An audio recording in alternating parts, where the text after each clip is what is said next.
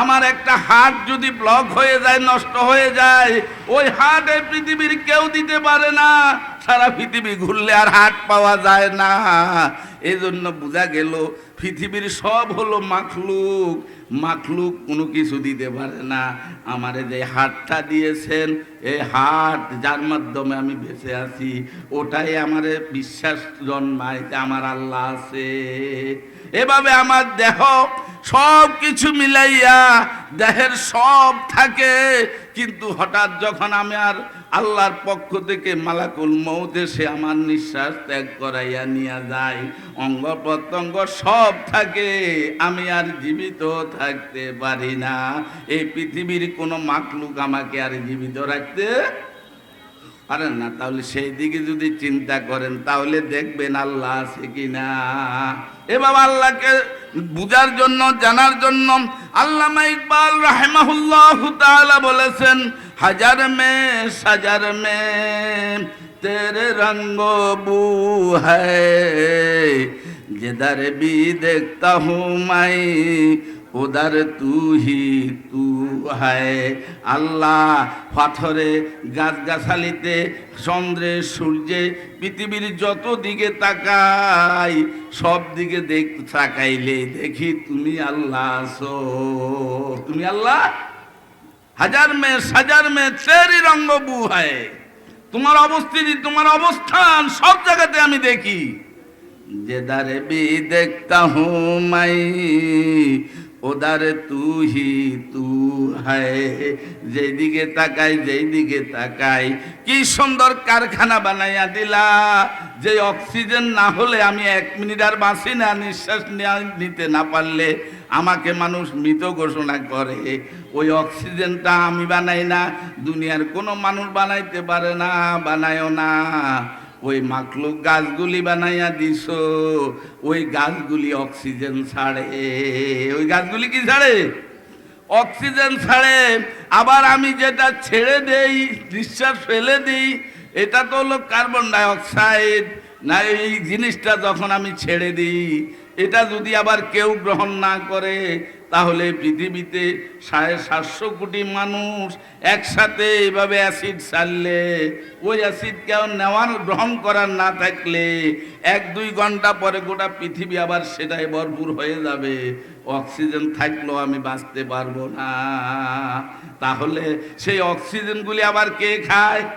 যে গাছগাছালিগুলিকে অক্সিজেন দেওয়ার জন্য নির্দেশ দিয়েছ, যারা অক্সিজেন ছাড়ে, ওরা আবার খাদ্য হিসাবে আমাদের এই ছাড়া নিঃশ্বাসগুলি, কার্বন ডাই অক্সাইডগুলি তারা কি গ্রহণ করে। এইভাবে যখন শুধু প্রতিটা নিঃশ্বাসের দিকে তাকাই, মালিক তোমারে দেখতে পাই, তুমি আল্লাহ আছো, তুমি আল্লাহ আছো। এরপরও অনেক নবী রাসূলরা পর্যন্ত চেষ্টা করেছে আল্লাহকে দেখার জন্য। যেমন হযরত মূসা আলাইহিস সালাম তুর পাড়ে যাওয়ার পরে আল্লাহকে বলেছিলেন, রব্বি আরেনি, আল্লাহ আমাকে একটু দেখা দেন, আমাকে একটু দেখা দেন। সঙ্গী সাথীদের আবদার ছিল আল্লাহকে একটু দেখব, তারপরে বিশ্বাস আমাদের পরিপূর্ণ আরো শক্তিশালী হবে। না দেখা বিশ্বাসের চেয়ে আল্লাহকে যদি দেখি তাহলে বিশ্বাস আরো মজবুত হবে। হযরত মূসা আলাইহিস সালাম সঙ্গীদের এই আবদারের কারণে আল্লাহকেও বলে ফেলছেন, রব্বি আরেনি, আল্লাহ আপনি আমাকে একটু দেখা দেন।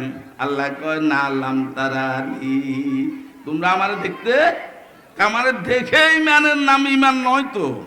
কারণ এটা তো শেষের জমানায় নবী আসলে নবীর কিতাবে আমি দিব আল্লাযীনা ইউমিনুনা বিল গায়ব, না দেখে ইমান আনার নাম হলে ইমান। আর তুমি যে এর আগে দিয়া কয়েকশো বা কয়েক হাজার বছর আগে আবদার করি বসলা একখানা দেখতা, আমি যে শেষ জমানায় কিতাব পাঠাবো, ওই কিতাবে আছে আল্লাহ, প্রথম আয়াতে আছে আল্লাযীনা ইউমিনুনা বিল গায়েব, না দেখেই ইমান আনার কথা। এখন তুমি আমারে দেখতে চাও, কথাটা কেমন হইল? তাহলে তো বেশ কম হয়ে যাবো না? এজন্য ওনারে কয় যে না বাদি, তোমার এত খোঁজ খবর তো নাই, এত জ্ঞানও নাই। যেই কিতাবটা দিছি ওই কিতাবের জ্ঞানই আছে।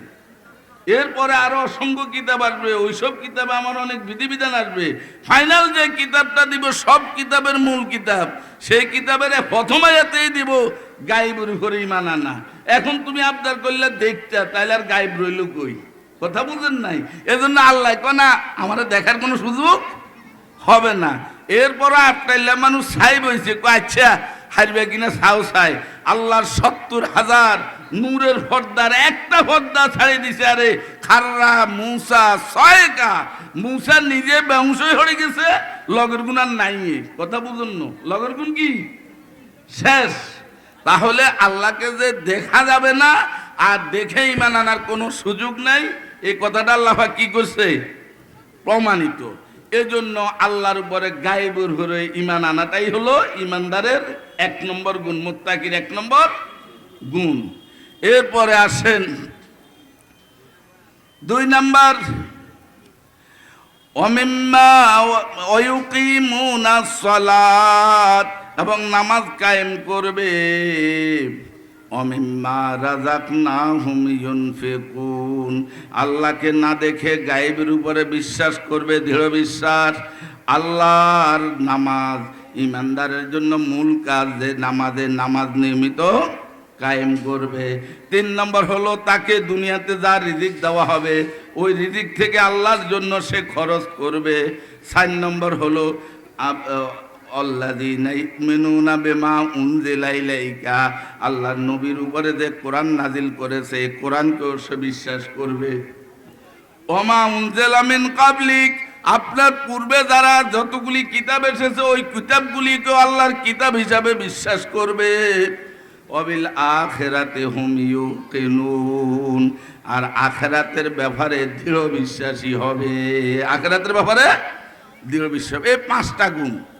১ নম্বর আল্লাহর গায়েবের উপরে বিশ্বাস করবে, ২ নম্বর নামাজ কায়েম করবে, ৩ নম্বরে যা রিজিক আল্লাহ দেয় অর্থ সম্পদ এখান থেকে আল্লাহ রাস্তায় খরচ করবে। ৪ নম্বর হলো এই কোরআনকে বিশ্বাস করবে, আপনার কাছে যে কিতাব দিয়েছে এই কিতাবকে বিশ্বাস করবে। ৫ নম্বরে ওমা উনজিলা মিন